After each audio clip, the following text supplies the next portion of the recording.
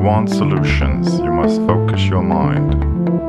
Introducing your host, Mason Hargrave.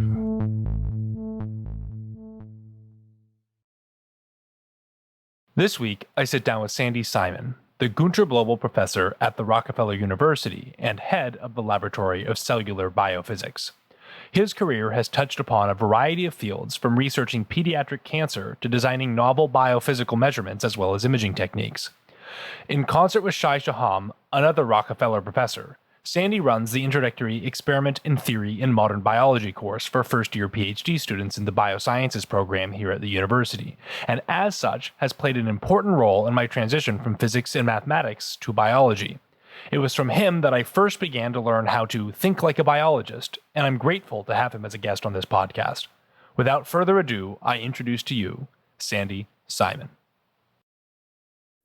So you're kind of an expert on a number of topics, one of which being transport proteins. Is this correct? Transport proteins through the nucleus. Is this something that you've worked on, or is this something that am I mixing this up?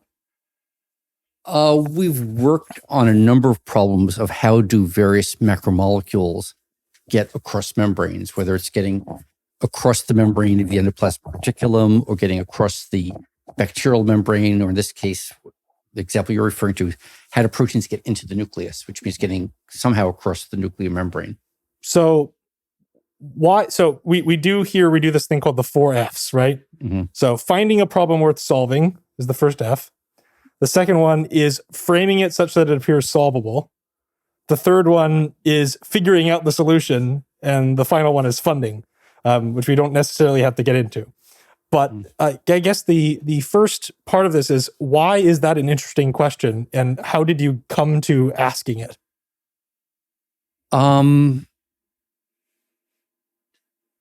Cells' identity is often established by sort of keeping certain molecules in, other molecules out. Right. And their survival depends upon, for example, keeping calcium out, or keeping potassium in or sodium out. Right. Yet despite having to meet, like that's on the outside of the cell, on the inside of the cell, eukaryotic cells, you want to keep certain things like your DNA inside, and you want to keep certain things like viruses out. In the mitochondria, again, you want to sort of keep certain things in, certain things out. Yet despite that, you still need to get various large macromolecules getting across the membrane, whether it's proteins secreting things into their environment to signal to other cells, or for digestion or survival, or for signals to get into the nucleus to trigger different activities, or mRNA to get out, or even for the mitochondria, you need to get certain substrates in, or even certain proteins in, because most proteins in the mitochondria are actually encoded in the cytosol. So the challenge for cell is, how do you selectively modulate that permeability just to let through the things you want to let through without letting through things you don't want? Right. How do you have a gatekeeper to say, we want these molecules inside or outside of the cell, and we want these other ones to not be able to go across? And then how do you let like a large protein, which is going to be in its mass, let's say on the hundreds or even hundreds of thousands of kilodaltons, get across the membrane, and yet still keep a calcium ion, which is just 45 daltons, from not crossing the membrane? Right. How do you keep small things from crossing, but let big things through? Right. That is immediately an interesting question. Right. Why is it a useful question? So there are two ways to approach it. One is to say that, I'm going to find an interesting problem in basic biology and go after it.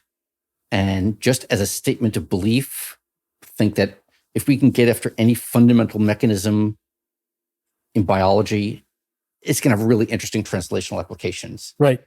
That you maybe won't be able to predict from in advance. So the initial question of how do proteins go to different places is something that actually Günter Blobel was one of the pioneers of at Rockefeller back in the late 60s. This is following up with the work of George Pilati and other people who had been here for years, studying how a cell organizes itself, how it sends different components to different places. And he just got very involved in what's involved in determining where a protein goes. And for a variety of actually good experimental reasons, he proposed, or someone say he speculated that there are like little targeting signals, like zip codes that say, take me to the mitochondria or take me to the plasma membrane. And then there are certain postal carriers who recognize these zip codes and bring them to the different destinations. And he proceeded to go about and use this speculation to make experimental predictions that he could test. Mm-hmm. And over time, he actually worked out the whole sorting of different proteins to go to different locations. And not only do I go to mitochondria or plasma membrane, but beyond that, for proteins that just go partially across the membrane, how do they get one particular topology where they might have one end of the protein sticking out or another part in, or even multiple domains across? He went after this out of just sort of basic interest in biology. But once we had that, we suddenly realized that many diseases were diseases in which the protein of interest was being made just fine, and yet you were getting a disease. And what was wrong is not that the protein wasn't functioning, but that there was a disorder in its targeting. So these were sorting and targeting disorders. The protein was fine, but where it was being taken to or where it was not being delivered location. to was the wrong location. Right. So the protein, the cell itself is not just a soup of different molecules, but they're in fact highly organized, and where they go is very important to their function. Because I think in my head, what was a mistake before I came here and took your class was that we just had jumbling proteins and stuff kind of haphazardly bouncing around inside of a bag we call a cell, and that they just happen to randomly bump into each other and get lucky, which maybe is partially true, but it's not the whole picture. Mm-hmm. So how do I correct that picture for myself? So instead, it's the organization that's important. So for example, a prison, a hospital, and a school are all made out of the same components, but they're put together in different ways to serve very different functions. The same way a brain cell, a colon cell, and a kidney cell are made of fundamentally the same components, but put together in different ways, right, to serve different functions. So it's how you organize them, how you arrange them. Now there is some degree of control over that, where you have more of a certain kind of protein made in one kind of cell, and more of another protein in yet a different cell. But it's how you organize them that really is a critical factor. But I raise this as an example of a case where, in advance, he didn't say, I'm going into this because I want to solve the problem of, let's say, cystic fibrosis, which is a problem of a key protein not making it up to the surface, or because he wanted to solve certain immunological problems or problems in protein sorting and targeting. He was going after a very basic cellular process. And so now in retrospect, we can see the clear applications. So for example, much of biotechnology is based on mass producing proteins for use, like making insulin that's now being used for diseases. That's all being done by people realizing, we can take this particular gene, we could put a little targeting signal on it such that we can put it into bacteria and have the bacteria now secrete it for us so we can mass produce it. So when you put a targeting signal on something, that it always feels a little bit hand wavy to me, where you put a targeting signal on something and it now magically goes to where it goes. How does it go there? Once you put it, you have a molecule, you put a little tag on it, a chemical tag on it, or the body or the cell puts a little tag on it to say, you should go here. As you say, it's a zip code. It says, we're going to send this protein or this molecule over to here. Mm-hmm. How does it get sent there? What highway takes it there, and what car brings it along the highway? So in a really sort of beautiful series of studies, which were done by Günter and a number of his students, but I suppose a key student was Peter Walter, who's now at UCSF, they showed that there were cytosolic chaperones who would recognize this targeting signal as it was being made. So they called it the signal sequence. So these things were receptors for us. So they were called signal sequence receptors. They would recognize this in a nascent protein being made. And then what they would do is they would stop the ribosome, which is the machinery in the cell that makes proteins. Right. It would stop it from making any more of that protein until such a point that the ribosome then docked down at the appropriate membrane for where this protein is supposed to end up. And then only then would it then allow the ribosome to continue making the protein. So it's now being made right into the target membrane. So okay, let me see if I'm understanding the process, right? So you have a protein that's getting produced. Mm-hmm. It gets tagged. So the tag itself in this particular collection of tags is actually encoded in the RNA. So there's a little sequence in the RNA so all of your genetic information is encoded in DNA. Yep. From the DNA, you make a copy of it, right? Sort of the opposite sense called a messenger RNA. And that goes out to the periphery of a cell where these large machines called ribosomes recognize it, and they start translating the code in the RNA into proteins. And so for protein targeted to a certain place in the RNA, there's the encoding of the signal that says, okay, go to either mitochondria, the nucleus, the peroxisome, the endoplasmic reticulum. These are separate compartments in the cell. Right. Sometimes the signals are the front of the protein, sometimes the middle, sometimes the end.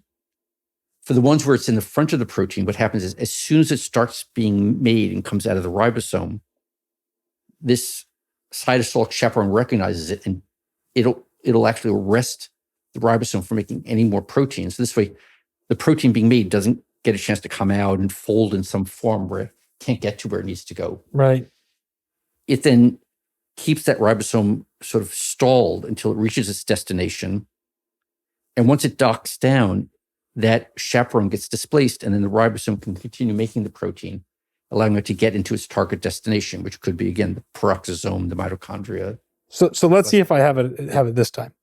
So you have a gene. It gets transcribed into a messenger RNA, which are the instructions for how to bring a protein. That goes to the protein factory called a ribosome. And if the tag, which is already part of, as in the first part of the protein that comes out, is itself a tag, the tag gets produced with the protein. If the first part comes out and that's the tag, then you have another protein which exists to glob on, which stops the production line. It halts the production line. And the interesting thing about this factory, the protein factory, the ribosome, is that it's floating around, and it can set it. How does it know where to go? Because it feels like it's just the question has just been punted to the ribosome finding the right place. So that chaperone that binds to it, I actually sort of avoided calling it a protein because actually it's a collection of 6 proteins built on a scaffold of an RNA backbone. So one of those proteins as part of the scaffold binds to this nascent targeting signal. Another part of it interacts with the protein synthesizing machine, the ribosome, to arrest it. Another part of it is the part that can bind to a receptor on the surface of the target membrane. And once it engages its receptor, the two of them undergo a process where they each activate the hydrolysis of a particular source of energy, in this case GTP, which allows them both to be displaced, and then the process continues. I see. So it now has a barb on it, essentially. And so as it floats around kind of in a Brownian motion sense, and it bumps into the thing that it should hook onto, it actually hooks on, and that shunts off the rest of the chaperone, which is preventing the protein from continuing to be synthesized. And now the factory line can get started again. The rest of the protein gets produced. And because of that barb, it's actually hooked onto where it belongs inside the cell. Right. And in this particular case, for proteins that have the signal near the very front, once it starts going into the target membrane, what Blobel and actually a whole collection of his students showed is that there's actually a particular machine there that as soon as that protein starts going into the target organelle, it actually then clips off the tag. The tag has already served its function, and then it's disposed of. Now, all of this sounds like a sort of very basic, very detailed biochemistry, and yet it's turned out to be the foundation for a lot of important both biotechnology work, for example, production of insulin, as well as a lot of diseases. And I think what we're seeing more clearly nowadays, which previously was a statement of faith, was that basically you could take any area of the cell, or for that matter, any area of an organ or any organ of the body, and if you get assigned to work on it arbitrarily, if you study it and you really get down and understand the mechanisms, there's going to be a clear impact on human health from it. And for me, that's actually been one of the joys of being in science. You don't know where it's going to go. And particularly, at Rockefeller, I think it's becoming increasingly true all over science, is this freedom to go after these fundamental basic questions, knowing that it's really going to have this wonderful impact not that far away on human health. So I guess once you've found something fundamental, how do you go about figuring out what it applies to? Is that even your job at that point? Because you do. I know you maybe more than a lot of people who work on fundamental work are always looking to attach it to some sort of application. Or at least I've seen a number of instances of research of yours that seems to be that way. It varies. First of all, if you don't, then someone else will. And that's fine. Science is a community activity. Right. If, you end up building a certain foundation for building and someone else then realizes, I can make this into this really great, hospital for curing X, Y, or Z. That's okay. No one person is going to do everything. Right. But nowadays, it's actually becoming easier to see those immediate applications and follow it through. And it's a very rewarding feeling to come up with something that actually could impact people. But if you just continue doing basic science, that's great also, because someone else is going to follow up on it, and that's fine. Right. I think there's a real advantage to having many, our large number of separate scientists in the field all doing their own independent studies and developing. That's what made evolution work, right? You had countless random mutations occurring and all interacting together. I don't think it's got to be a sort of directed research proposal the same way you don't really have directed evolution. Right. Absolutely. One example, if we were to backtrack to this idea that you've this research that you've done on how it is you get a protein through through a membrane. You had an application of this to HIV, if I remember correctly. Is that correct? So as part of our general question of how do proteins get across, we started looking at bigger and bigger proteins, and that got us very interested in how do pathogenic bacteria export their toxins, which are large macromolecular complexes. For example, how does Yersinia pestis export its toxin, or cholera?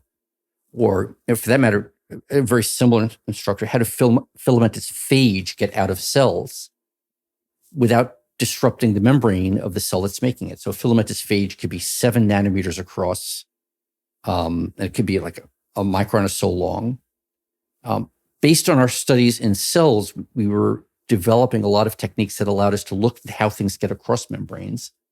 And at the same time here at Rockefeller, there was a lab run by Peter Modell and Marjorie Russell, where they were looking at how to filamentous phage go out. So they were using biochemistry and molecular biology. We had various biophysical and optical techniques.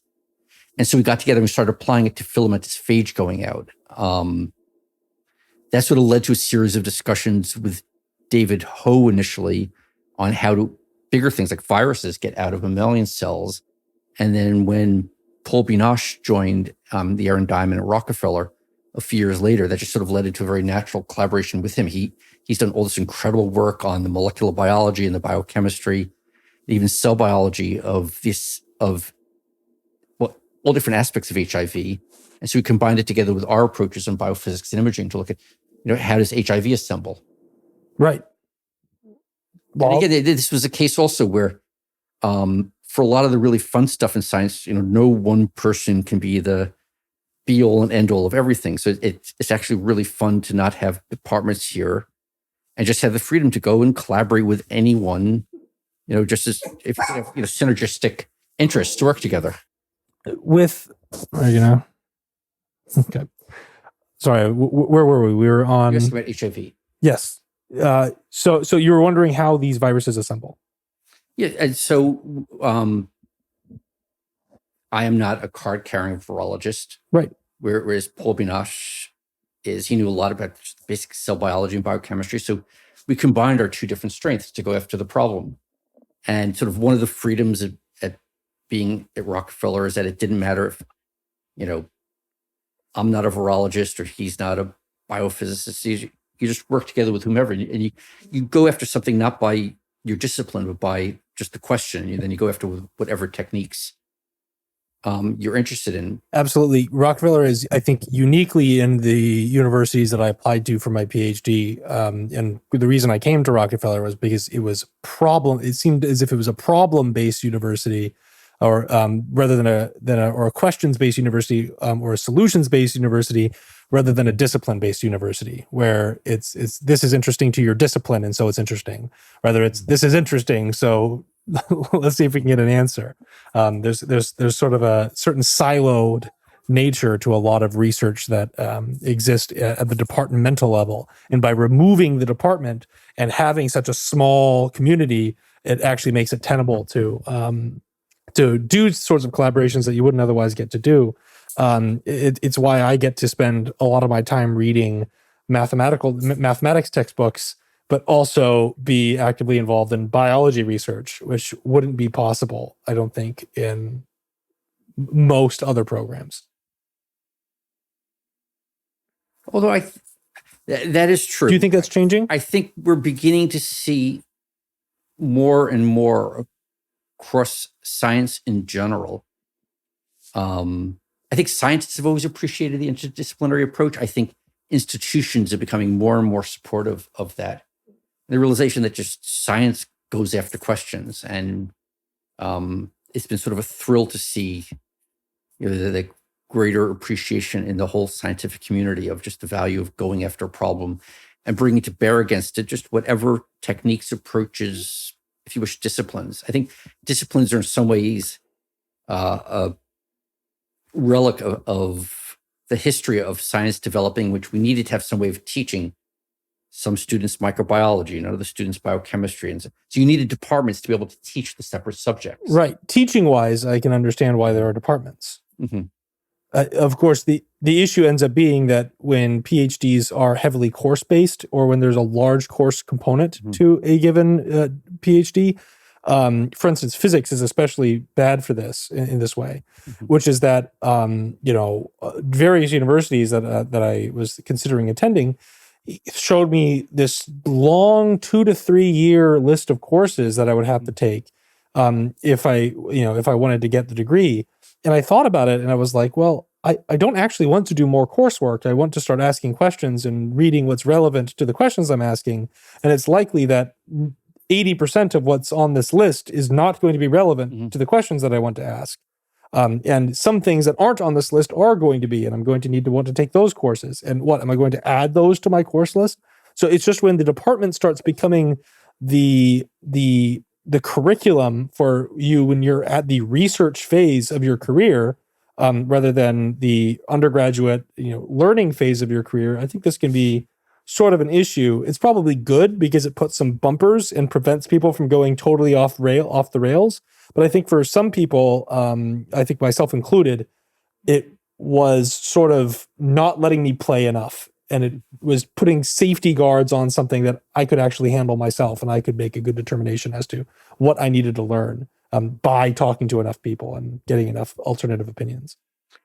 Well, part of it is because Rockefeller was not founded initially as a university. It was founded as a research institution where it's based solely on questions, and each separate lab head had their own set of questions they can go after. That's why the lab sort of became known by the name of the lab head rather than necessarily being defined as a discipline. Right. And that gave the freedom to let people go after things. Whereas if we'd been founded initially as a university with undergraduates, we had to teach the separate disciplines, maybe we would have been forced into that same unfortunate mold as the others. Right.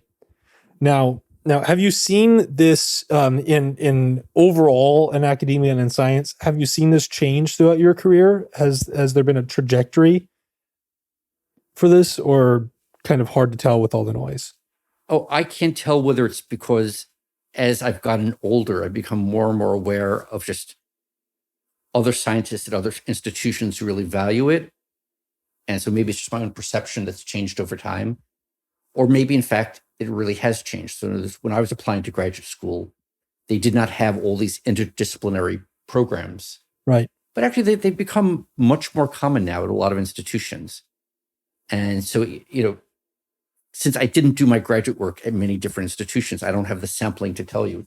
Right. So it could have been if I'd gone to X, Y, or Z, even though they officially didn't have an interdisciplinary program, it could have been, if you were interested in it, it was available to you. Right.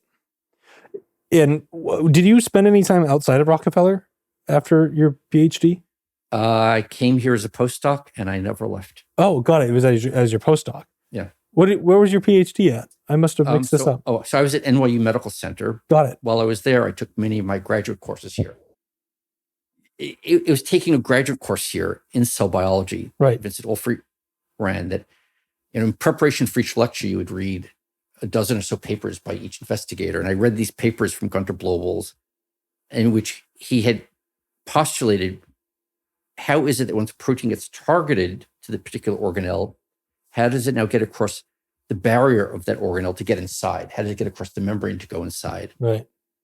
And he'd come out with this great paper in 1975 in which he'd made certain speculations for how it got across. In short, he suggested that the same way by which small molecules get across, like ions, sodium, potassium, or sugars, so the way they get across is by small aqueous-filled pore that opens up and lets them across and then shuts. He proposed a similar mechanism for proteins going across. And I found this sort of fascinating speculation, but there was no data there. And so I went to his lecture expecting him to, elucidate on it. And I sat there for 3 hours. I took all sorts of notes, and I still have my notes from that lecture, but he never addressed the point. And so I'd come up with a series of proposals of ways of testing it. So I went up to him afterwards and I suggested, well, what about your X, Y, or Z? And essentially he proposed, okay, so why don't you come here and do it? So and such is history. Yeah.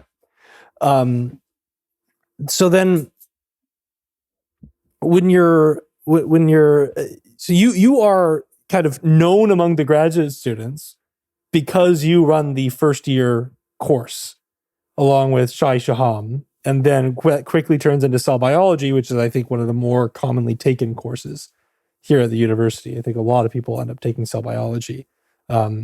So how did you, and of course at a university where teaching isn't really, I would say, on the forefront of everyone's minds, and it isn't really required for any professor, as far as I can tell, to do coursework, but what gives you the drive and, kind of what drives you to offer courses like this? It's a mixture of paying back and paying forward. I mean, I took the cell biology course here back when Vince Olfrey ran it, and that really inspired me. That excited me. It's sort of like paying back for what Olfrey did, and then later on, Günter took over teaching the course for a number of years. But it's also a way of paying forward. I mean, I had mentioned earlier, there's a limit to how much that any one of us can do. We rely upon the scientific community. And so, part of your legacy is, the papers you write, but part of it is also the students you train and the students you teach. And so this becomes a way of now sort of helping to sort of hopefully raise the bar for the next iterations of scientists. Absolutely. So the first year course was a way that I wasn't used to thinking, because in math, we did proofs. In physics, we did problem sets. But never had I really been asked the open-end question, how would you test for that? Which seemed to be the common theme of the entire first year course. So there were actually a few underlying motivations for that. First being that when it finally gets down to it, we never actually know what the sort of ground truth is in biology. Right. Biology or science is a way of describing the world. Right. Now, if you think about it, for that matter, so is art a way of describing the world. So is theater a way of describing the world. Philosophy, religion, they're all different ways of describing the world. The difference is with science is that science is not necessarily judged by its aesthetics, the way you would judge either, art or music or philosophy or, religion. How does it make you feel? Science is judged by its predictability. Right. And you want to be able to test things. And so the critical thing is you can have a beautiful idea, but how do you test it and how do you go about doing it? That's part of the motivation. But the other motivation in the course is that if you look back through the history of science, our models are constantly changing. That's the reason why you need new textbooks every few years. And they're not changing because biology is evolving very quickly. I mean, I believe in evolution, but it's the basic mechanisms and principles are not evolving so quickly that you need a new textbook every 3 to 5 years. Instead, we're suddenly becoming aware of assumptions that underlie certain experiments we did or interpretations that actually we should have questioned. Right. And part of the point was to take classic papers that I highly respect, papers that I sort of even guide a lot of my own experiments over, but then question them and ask, okay, what assumptions did they make? What assumptions should have been questioned, and how would you test those assumptions? Right. This seemed to be one of the this was one of the interesting parts of the course for me, was that it was taking these really, really classic papers that I could Google them and there would be tons of people talking about these papers on all sorts of different websites. And yet the question wasn't only, oh, look at how great this paper is. Isn't this an amazing example of how to do science? But the question actually was typically, what's wrong with this? Why is this? What could be done? What further could be done? What more is it that needs to be said in order to lock this down and clarify and clarify and clarify? And I think this ties back to something you were teaching in the cell biology course, which was trying to say, how do you think like a cell biologist? And because this is solutions and we're asking about the art of problem solving, I think it would be interesting to dig down into what you mean when you say how to think like a cell biologist, and anything else you want to touch on what I just said. Please feel free. Almost any question you go after in biology today, whether it's microbiome, immunology, neuroscience, it all involves the behavior and functioning of cells. Mm-hmm. And there are many different ways by which you can approach a problem, which could include, doing genomics. It could include biochemical isolations. I think it's important in any experiment or any kind of project you're going after, again, whether it's, I shouldn't overly generalize, almost any project you could go after, whether it's from immunology, microbiology to neuroscience, to look at it from a number of different perspectives using a number of different approaches. And since biology is fundamentally built upon cells, what I wanted the students of the course to do was not convert to being cell biologists, but for the particular problem they were into, begin to ask, okay, if I was to approach this as a cell biologist, what questions should I be asking? What approaches should I be taking? And the idea is to have that be a complement to all the other approaches that they're learning from the lab that they're in. Right. So when we train students, we try to train them to think incredibly rigorously, to learn about everything we're doing.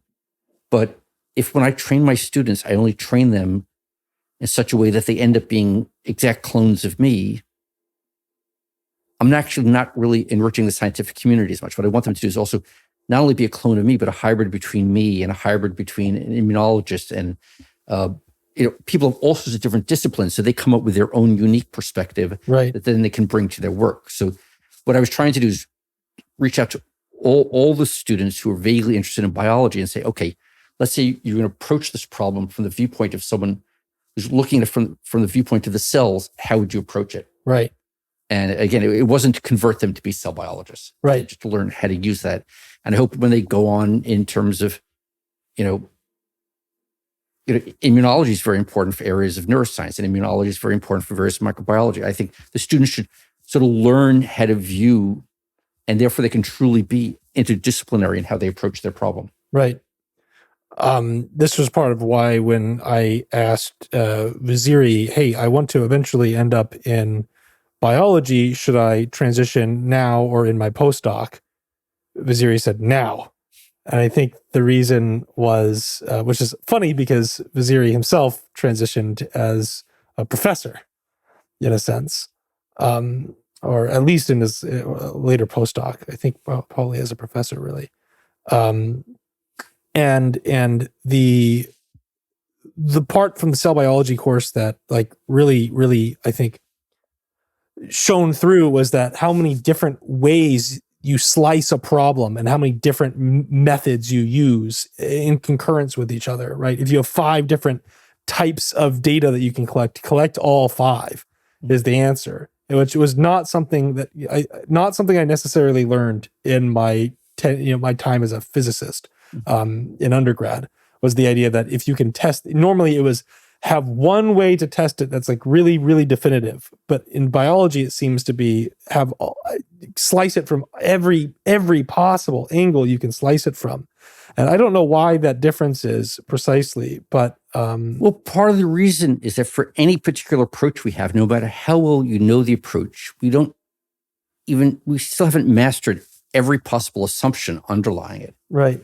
Some assumptions seem very straightforward.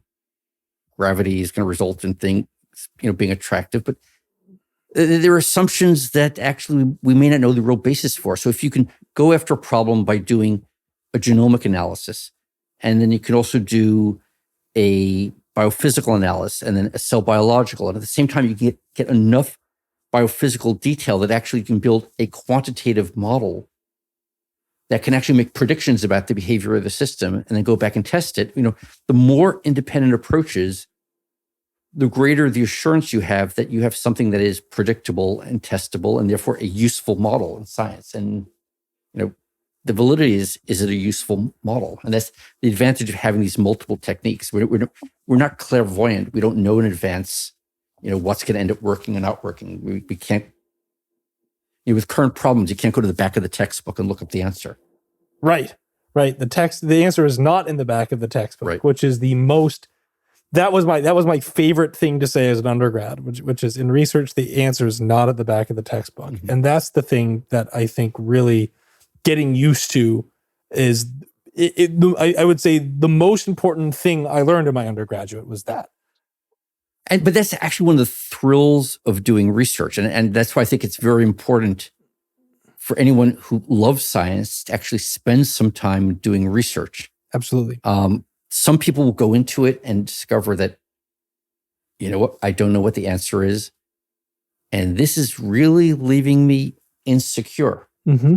And I'm getting variable results. I don't know what's going on. And if you're the kind of person who gets very anxious about that, then, maybe go into another discipline. But there are other people for whom they get excited about this. And the sort of like the challenge of overcoming this is what really drives them. And those are the people who will get sucked into research. Right. It's the love of the unknown in some way, becoming satisfied with this weird tension between being happy not knowing but not satisfied that you don't know. There's some tension there in a sense, and I guess that's the tension is the excitement in some way. And then so when you've gone through. Another thing I was going to point out was that it seems as if the number of slices you make on a problem is proportional to the number of assumptions you make. And maybe one of the differences is in that in physics, the number of assumptions are a little bit easier to state because the number of interacting elements is so much smaller. But when you're in biology and there's so many interacting elements, and there's interacting elements you're not even aware of, it gets harder to state all your assumptions. Whereas in particle physics, for instance, you can state your number of assumptions quite elegantly in a finite number of formulas. Or you can state the assumptions you're aware of. Right. I mean, isn't it possible there are more levels of assumptions, in particle physics that you haven't even articulated yet? Absolutely. Okay. However, it seems as if the models are so predictive and useful that there's almost no gap to thread. Though some of my friends in the field would disagree with me on that. Hey. Are there any current assumptions being made universally that have been getting your goat as of late? Any big biology-wide assumptions or something in your field right now that you're kind of questioning and you're not sure makes sense?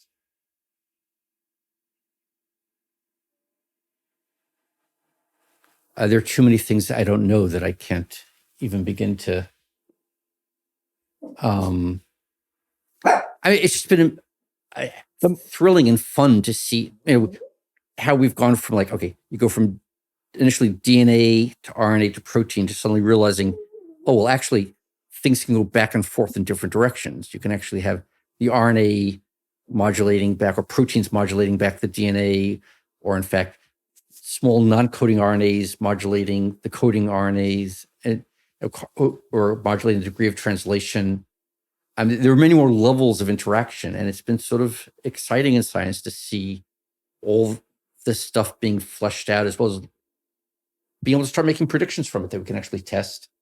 And actually, one way we test our predictions is actually to predict therapeutics that can actually address human disease. And then there's the real ultimate test. If your model is correct, you should be able to intervene and actually do something that could positively impact human health. Right. So I was mentioning that you were interested in viruses, but you also are an expert in a rare form of liver cancer. I don't know if I'd use the term expert. Okay, I won't use the word expert, but you've spent a lot of time studying a rare form of liver cancer. Yeah. So there are lots of sort of very personal, emotional reasons why most scientists are interested in cancer. I don't know of hardly anyone who's never been touched either by friends or family with cancer. And there are many different approaches you can take to it. And fortunately, the scientific community is taking many different approaches to it because we don't know what's going to end up working out or which combinations of ones will, in fact, synergize to help give it some resolution. Right. Our particular approach has been to focus in on cancers that hit adolescents and young adults. The rationale being that if we work on a cancer in people that are 80 or 90, some of the confounding factors is that if you look at any two normal cells of the body, they'll have thousands of individual little bases in their DNA that have already altered just due to the aging process. Right. So if you compare the tumor to the adjacent normal tissue, and you find there are a few little bases that are different in their DNA, you don't know which ones are really correlated with the cancer and driving the cancer versus just passengers along the way. That's problem one. Problem two, by that age, some of these tumors may have been around for decades, undergoing their own sets of mutations, which may have nothing to do with being a cancer, but they've just happened, and you don't know which ones are really relevant to the disease or not. If you have a tumor in an 11-year-old, just the background cells have not had a chance to accumulate many alterations at all. The important point here being that at the beginning of your life, all your cells are very much so the same. Not absolutely identical, but very much the same. The genetics are like very slightly divergent. They're divergent still at the beginning? Oh, so we used to think used to be taught that they were exactly the same. In fact, there were all these studies that were done where they compared the responses of two identical twins to, let's say, two fraternal twins on the grounds that the identical twins are starting off with the same genome. Right. But in fact, even now we realize that even two identical twins already have a number of differences that have just occurred through development. And in fact, those differences could be significant enough to affect their responses to therapeutics. Wow. But the idea being is that early on in life, they're still relatively close to each other. And we started off with a cancer that affects kids 10 to 30. Right. And in fact, what we found was there were essentially no differences between them. None of what they call these single nucleotide or single base variants. No cases where pieces of DNA had sort of flipped around so they were inverted. We couldn't find any examples of pieces of DNA that had been duplicated to make multiple copies. And in this particular case, all we found was just a single deletion so to back up, you've got two copies of every piece of DNA you have. And they have packaged in these single chromosomes. So everyone has two copies of each chromosome. Yep. And we found in one copy of one chromosome, there was just a single deletion that was big enough that two different genes that encoded for two different things were suddenly fused together because all the pieces in between had disappeared. The genes that were fused together had never been implicated in cancer before. So there's no reason to think that they were involved in cancer, except this was the only thing that was different. And by working in adolescents, young adults, where there was nothing else in the background, it became very clear this really looked like it had to be what was involved. Right. Because the point here, I guess, being that in the elderly population, I just want to really reiterate this for the audience, is that when you're young, all your cells are more uniform, as you get older, they each independently develop a certain number of changes in their in their genes. And so two cells that are very close to each other can actually be very different. It can be quite different from each other in terms of what mutations they have, which makes it hard to tell from the tumor which mutations are actually causal to that cell becoming a cancer cell. Mm. And so what you're saying is that by working in young individuals with cancer, you were able to find a specific mutation that actually was the cause of the cancer. And this actually led on to a third advantage of dealing with a cancer with kids. And actually, as time went on, we realized there are many of them. Some are purely pragmatic. If you can cure cancer in an 80-year-old, maybe you'll add on 5 years or 10 years to life. Whereas if you cure cancer in a 12-year-old, you can add on, 6-7 decades of life. Right. But also, since the tumors are so much alike, there's been no time for them to really diverge. It also suggests that if you have a good therapeutic, if it works on one, it should work on all of them. Right. And so as a result, right now when we test a drug, if it works 10% of the time, we don't know, is it working 10% of the time because it's just not a very good drug? Or is it working 10% of the time because the patient population is very diverse and we just don't have a good model system for testing it? Right. Here, if it works, it's going to work on all of them.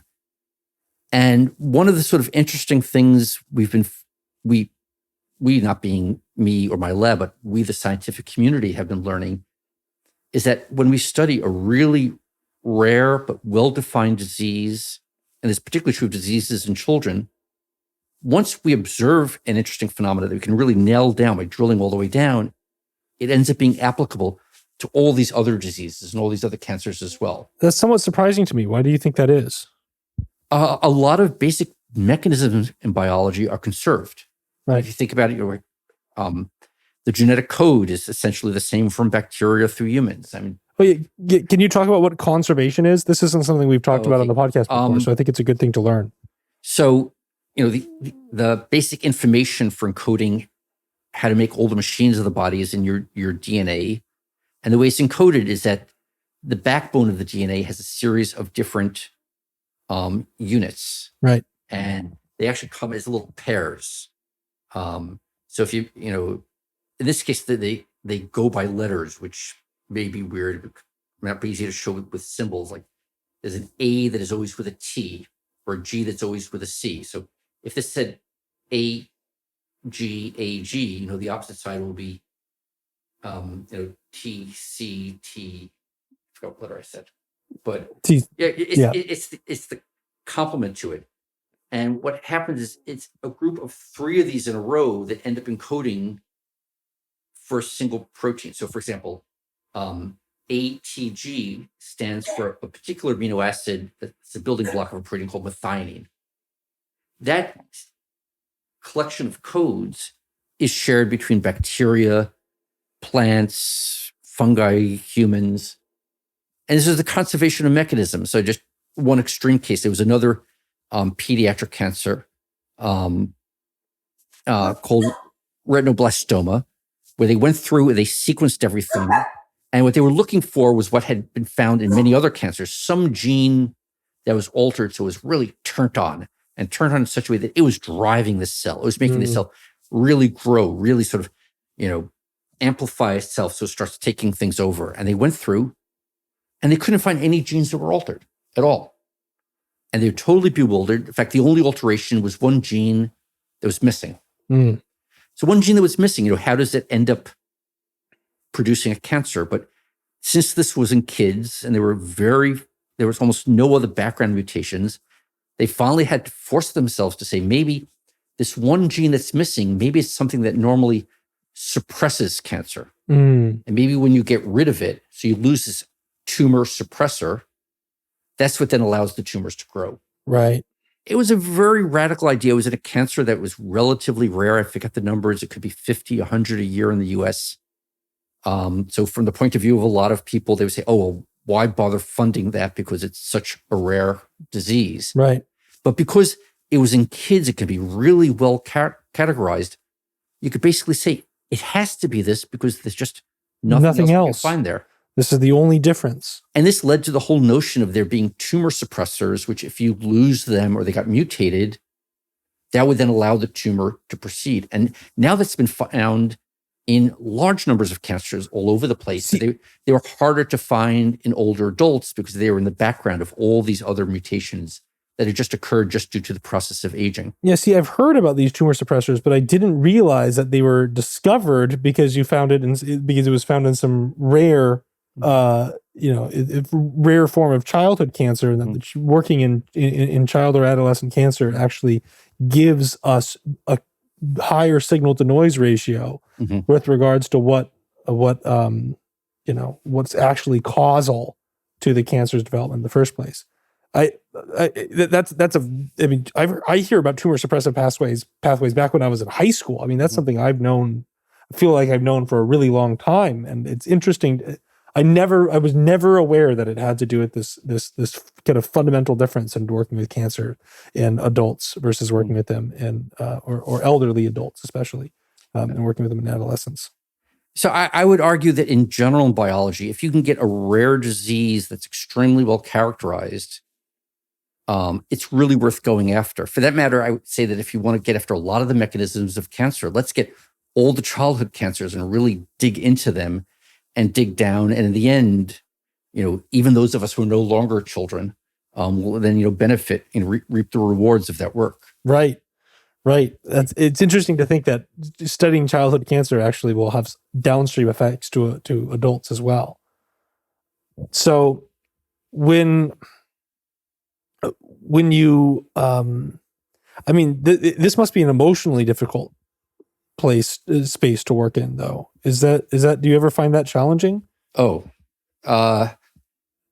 if I'm asking something. So the kids who get this disease are in the age of 10 to 30. Many of them are in the 16 to 25 age bracket, which means they're of the age bracket to work in the lab. And we've had a number of the patients working in the lab, and a number of the patients who are working in the lab who have passed away.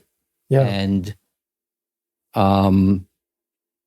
it has a number of impacts. First, for everyone who's working at the bench now, most of the people are not aged like myself. They're mainly in that same age bracket, the 16 to 30 age bracket. So the person working across the bench from them actually has the very cancer that we're studying. And it sort of keeps you very focused on what you're working on and why you're working on it. Right. Two, it helps inform a lot of the things you go after. Like we frequently are trying to debate, to what extent do we go deeper down into the basic mechanism of the disease, or do we go after a therapeutic? And there are good arguments that way. Maybe if you go deeper into the mechanism, we will learn more about vulnerabilities that will allow us to develop better therapeutics. On the other hand, better therapeutics could help the people who are struggling right now. To what extent do we go after like a good solution that can give us something this year, maybe by repurposing a drug that's already around, versus a more perfect solution for something that is really precision targeted, but will take 3 to 5 years to finally get to the point of helping people. But by then we'll lose a lot of people. Right. To what extent do you go after something that's more of a boutique solution that could really, really work well, but based on current technology will be available, only to a very select few because of the expense, and then just hope that down the line it becomes more affordable? Or to what extent do you actually target only those therapeutics that you think initially will be more affordable? And so actually the patients get involved in these discussions as well, which actually is more comforting than disturbing, because if you're having these discussions with them and they know exactly what's behind all the rationales for the decisions, I actually feel more at ease making those decisions. And they have a seat at the table. So having that input, it makes it so that you don't have to feel like you're this god of therapeutics standing on the mountain making decisions as to who, gets or doesn't get, this, that, or the other based on the impacts of what research decisions and avenues you go down. I can understand why that would be. Well, I would slightly modify your statement, though, good.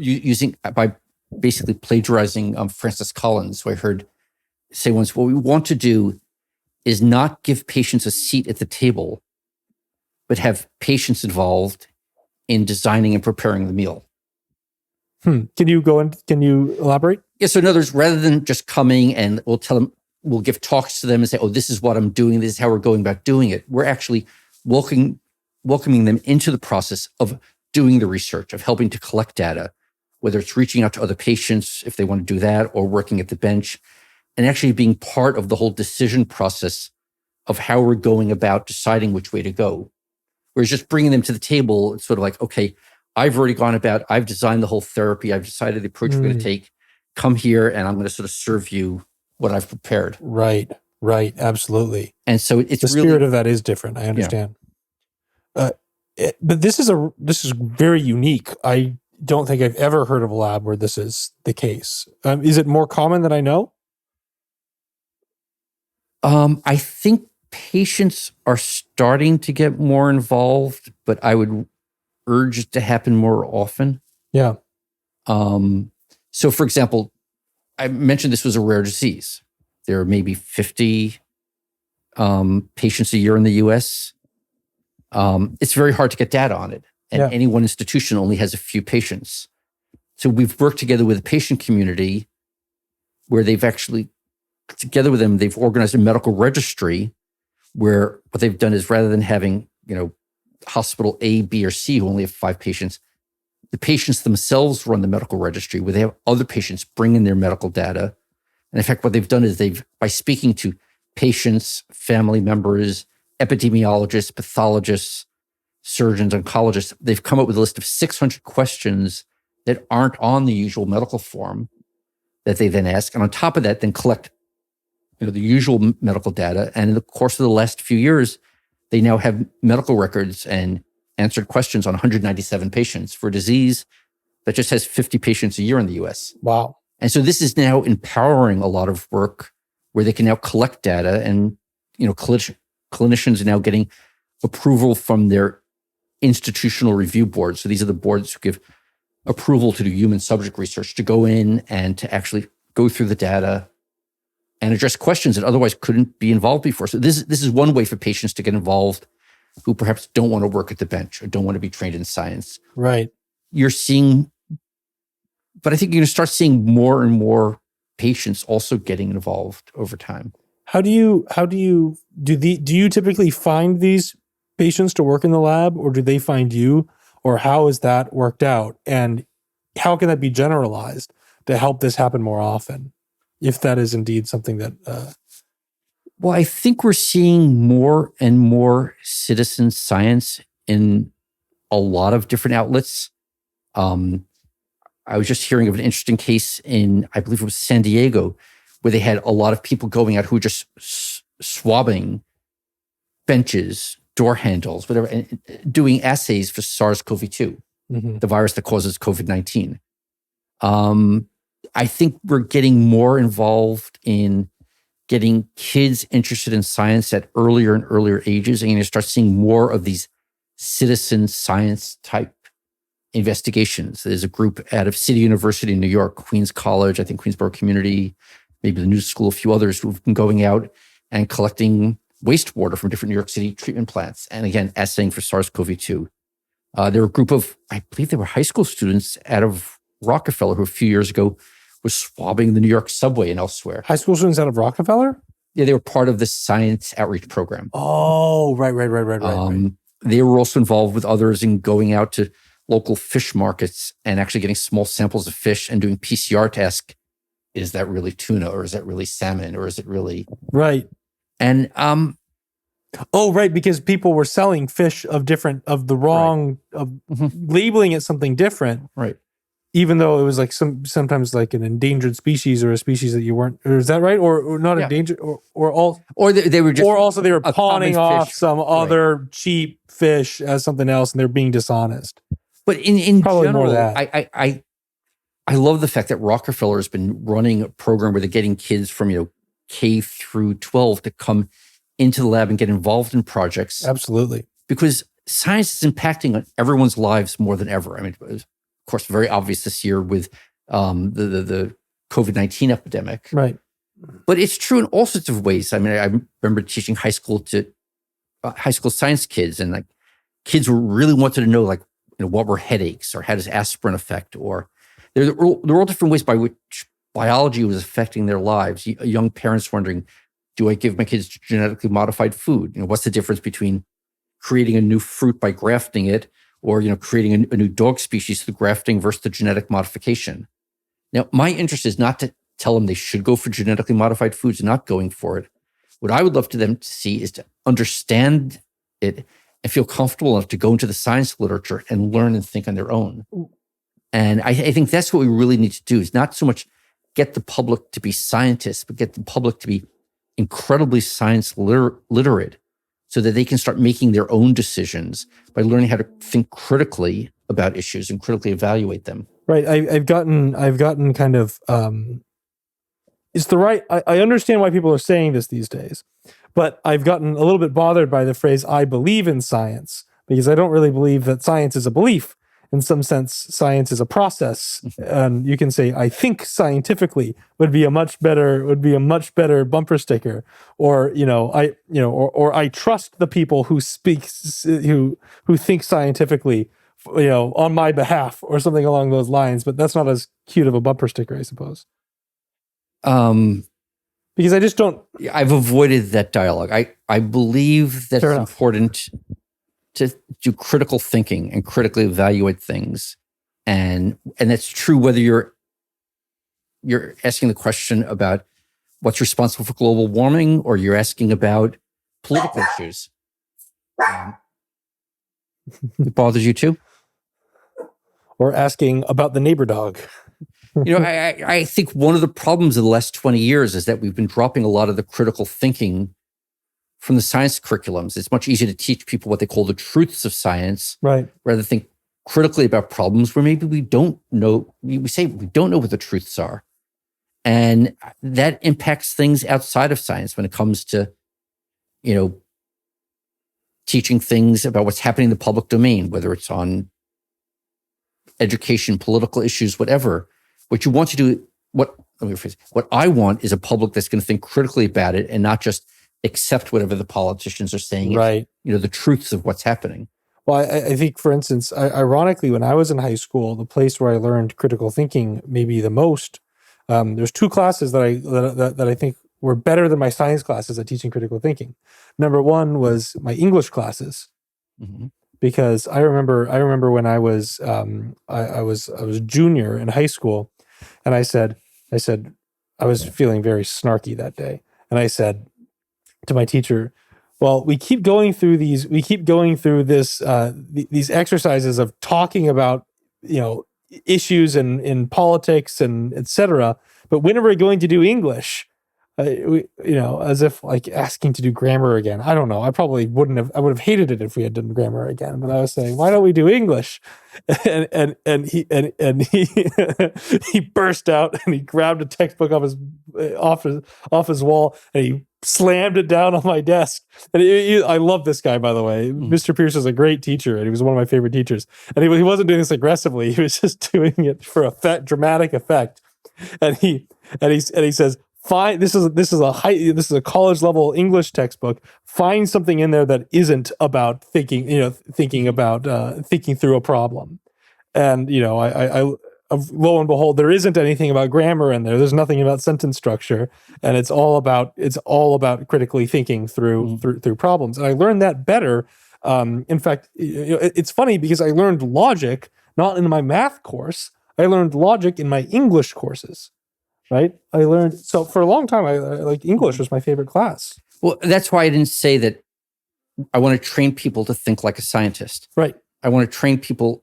I would like us to train people in critical thinking, of Absolutely. Which I think science is a great vehicle for teaching them how to do it. It's not the only one. I mean, right. I fully value using, English, using examples from history. I mean, there are many philosophy, there are many approaches to teaching people how to think critically. And maybe the best thing is, just as in science, we take multiple approaches, for raising people to think critically, take multiple approaches as well. Absolutely.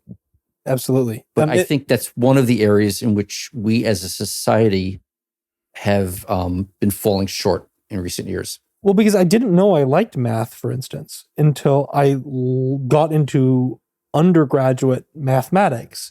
Because when I was in college math, it was all about proving and showing that you could state your assumptions and think through a problem all the way through. Whereas in high school, I couldn't, I would try to ask the questions as to why this, that, or the other, but the answers were never that satisfying. And I don't think it was really the fault of I'm not sure if I really blame the teachers, because I don't know if they had what they needed to answer the depth of questions that I was trying to get at, that I didn't know I was trying to get at. I did, because I didn't even know what I was trying to ask. I was trying, but I was digging at something that I could start digging at once I was interacting with college professors rather than high school teachers. And I think that, this kind of, I guess, comes back to the importance of getting students access to college professors early, because I didn't have real access to college, a college professor until I was in college. The first time I really spoke to a college level math professor was when I was 18 and already admitted to a university. So, and it turned out to be one of my favorite things to do, which I wouldn't have necessarily guessed beforehand. Anywho, do you have any things that you would like to, if a young person is coming up in science, do you have any recommendations for what types of things they should seek out in their local community, or what types of things that they can get going on early? I think that now is like the best time ever in human history to be entering science. We have this amazing situation now where we're having this convergence of not only sort of basic biology and biochemistry and genomics, but the ability to manipulate genomes, manipulate molecules and cells using a variety of biophysical techniques, study them with detailed biophysical analysis, but then putting that together with mathematics and chemistry and physics in such a way that there's this incredible perfect storm going on now. I'm saying in biology, but in the life sciences, which is including the math, the chemistry, whatever, in such a way that we can start formulating questions that 5 years ago you would have thought were science fiction or just unaddressable and therefore not worth asking. Right. We've gone from, in our own work, taking a cancer where 6-7 years ago we didn't know, was it something that was encoded in the genes or genomic, or was it due to mutation in some of the peripheral cells of the body?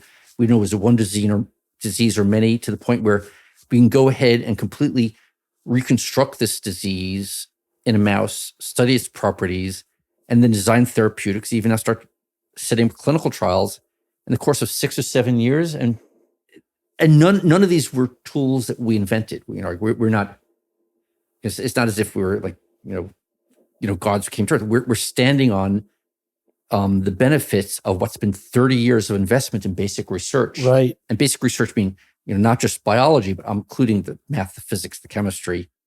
Right. Where all those things set up the ability to do various types of imaging or different types of microscopy. Well, I guess that's imaging, but there's electrophysiological techniques that exist now, and there's all sorts of. In fact, you developed one or helped develop one such tool, right? Because really, the toolkit has evolved to the point where we have massively more tools as biologists than existed 20, 30 years ago. And so the amazing thing is that it's really like a perfect storm where you can almost, take any part of the body now, go into it, find a fundamental problem, nail it down, and then find a therapeutic implication for it and follow it through. And that's really exciting. So I think now is the best time ever in all of human history to be entering into science. Yeah, well, I feel fortunate to be here then. Yeah, I would say that this is true for biology especially. I may be more cynical as to whether this is the best time ever to enter physics. I would say the best time ever to enter physics was 1975. In many ways, you could view a lot of the problems in biology, particularly on a cellular level, as solid state physics. Can you elaborate on that actually? What is DNA? What are proteins? They're polymers. Right. And it's a particular set of polymer physics. Right. I agree. This is how I ended up moving. This is how I ended up moving into biology, was because I think there's a lot of room for physicists if they could see that the future is not in a bigger particle accelerator, to come on over and get involved. I don't know if there's a cultural issue that will prevent that from happening, because I think that there's a certain, I've seen a lot of very brilliant people spend a lot of time working on confirming again that the standard model is just fine at the energy scales we have access to. But, we may still surprise ourselves and find things we don't know. It's true. I value all of that work also. I know. I would not necessarily drop it. I'm just saying that it's an exciting time in biology, and it's a time, though, for people with perspectives in physics, chemistry, math on through. Right. And they're all welcome. I guess what I'm trying to say is I'd like more like-minded physics and math people to come on over and join me over here. But we should remember that a lot of the advances in the biology now are coming because of investments elsewhere. So, for example, let's say in 1960, you wanted to cure vision problems. Right. You could have put in hundreds of millions of dollars into various studies in ophthalmology and understanding the eye. But one of the biggest advances actually came from developing the laser, right? Because from the laser, you can go and do, cataract surgery. I mean, we aren't clairvoyant. We can't tell what's going to pay off. So I'm a strong believer in investing in good, solid, fundamental research. Right. And I started at the very beginning by saying, it's a statement of belief of mine that if we do this, it's going to end up really feeding back in a very positive way. Right. I can't prove it, but I can say, just look at the track record of all these years of work in science. And it's really, we've all benefited from it. Absolutely. Well, I thank you for being here today. And I have one final question, which is my standard final question here, which is, who else should I interview?